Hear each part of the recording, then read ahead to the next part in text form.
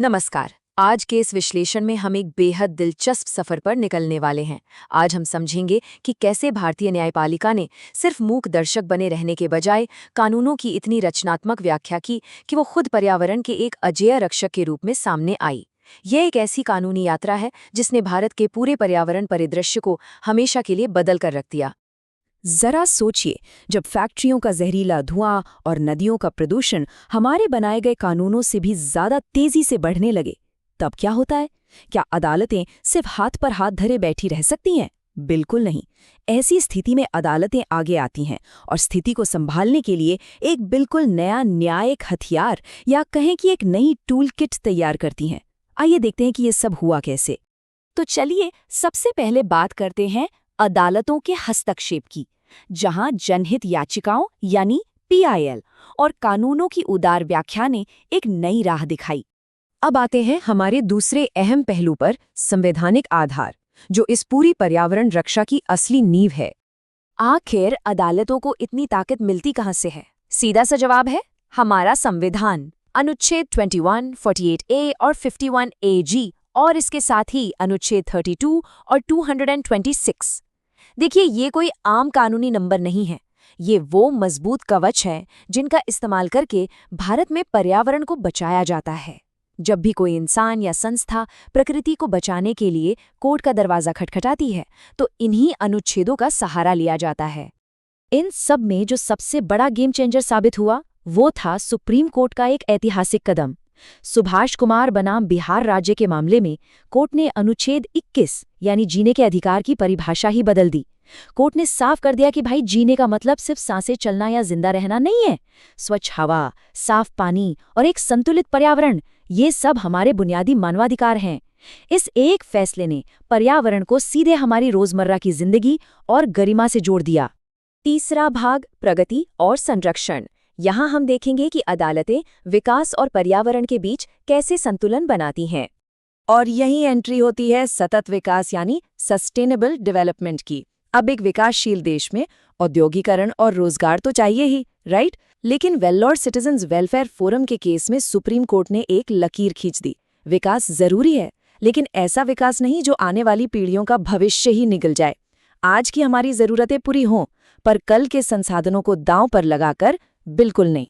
इसी वेल्लोर सिटीजन्स मामले से एक और जबरदस्त टूल निकल कर आया, एहतियाती सिद्धांत या प्रिकॉशनरी प्रिंसिपल। अक्सर कंपनियां बहाना बनाती हैं ना कि अरे, इसका तो कोई पक्का वैज्ञानिक प्रमाण ही नहीं है कि हमारे काम से पर्यावरण को नुकसान हो रहा है। अदालत ने कहा, रुकिए, अगर किसी काम से पर्यावरण को गंभीर नुकसान होने का जरा सा भी खतरा है तो हम 100% वैज्ञानिक सबूतों का इंतजार नहीं करेंगे। मतलब सावधानी ही बचाओ है। नुकसान होने से पहले ही उसे रोकने की शक्ति अदालतों को मिल गई। इस दमदार कानूनी तिकड़ी को पूरा करता है एक बहुत ही सीधा और सख्त नियम, प्रदूषणकर्ता भुगतान करे यानी पॉल्यूटर पेज प्रिंसिपल। जो गंदगी फैलाएगा वही साफ भी करेगा। Indian council for enviro legal action मामले में कोर्ट ने कड़ाई से कहा कि ये बात सिर्फ पीड़ितों को मुआवजा देने तक सीमित नहीं है। पर्यावरण को उसकी पुरानी स्थिति में वापस लाने का जो भी खर्चा होगा वो उसी कंपनी की जेब से जाएगा। इसे सिर्फ व्यापार का एक हिस्सा मानकर नहीं छोड़ा जा सकता। आगे बढ़ते हैं चौथे हिस्से की तरफ, जवाबदेही और सार्वजनिक विश्वास। चलिए समझते हैं कि शक्तिशाली उद्योगों और सरकार को कैसे जवाबदेह बनाया गया। तो सार्वजनिक विश्वास का सिद्धांत यानी पब्लिक ट्रस्ट डॉक्ट्रिन क्या है? MC मेहता बनाम कमलनाथ मामले को ही ले लीजिए। इसमें तय हुआ कि नदियां, जंगल, समुद्र तट और हवा ये किसी व्यक्ति या कॉरपोरेशन की निजी जागीर नहीं है। राज्य यानी सरकार सिर्फ एक ट्रस्टी है, एक रखवाली करने वाली है, जिसका काम जनता के लिए इन खजानों को संभालना है।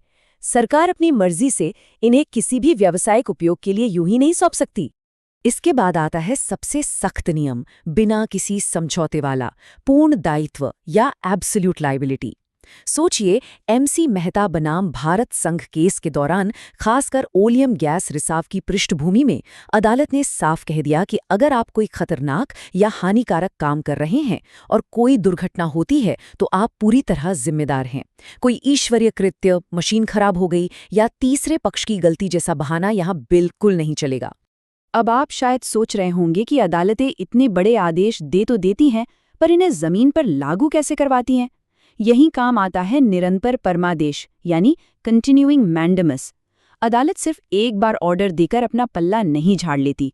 वो पहले निर्देश जारी करती है, फिर खुद लगातार उसकी निगरानी करती है और तब तक केस को अपने अधिकार क्षेत्र में रखती है जब तक असल में सुधार ना दिख जाए।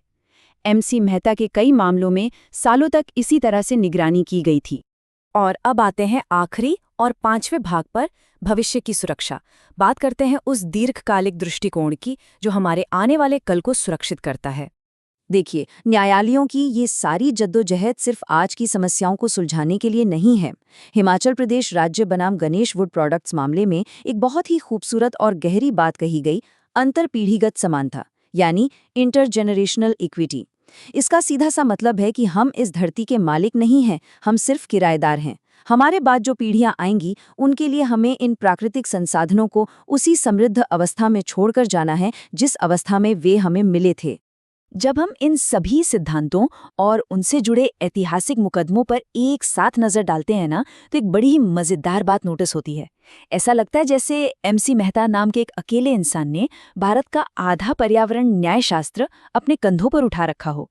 लेकिन सच कहें तो इन सभी मुकदमों ने मिलकर एक ऐसा मजबूत और व्यापक कानूनी ढांचा तैयार कर दिया है जिसकी मिसाल दुनिया में कम ही देखने को मिलती है। तो इस पूरे विश्लेषण का सबसे बड़ा टेकअवे या निष्कर्ष क्या है? यही कि ये न्यायिक सिद्धांत सिर्फ कानून की किताबों में केवल शब्द नहीं है। जहां भी हमारे बनाए गए कानून कमजोर पड़ जाते हैं, ये सिद्धांत वहां ढाल बनकर खड़े हो जाते हैं। ये सरकार और बड़ी कंपनियों की जवाबदेही तय करते हैं, विकास और प्रकृति के बीच बैलेंस बनाते हैं, और सबसे महत्वपूर्ण बात, हमारे देश में एक मजबूत और पारदर्शी संवैधानिक शासन को बढ़ावा देते हैं। और अब ये पूरी चर्चा हमें एक बहुत ही गंभीर और विचारोत्तेजक सवाल के मोड़ पर लाकर खड़ी कर देती है।